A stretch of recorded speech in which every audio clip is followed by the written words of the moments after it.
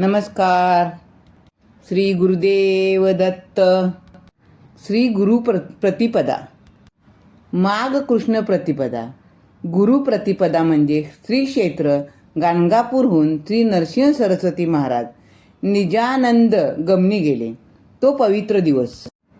आजचा दिवस श्री दत्त भक्तांसाठी अत्यंत पवित्र दिवस असून गुरुस्मरण करावे. श्री गुरुदेव दत्त.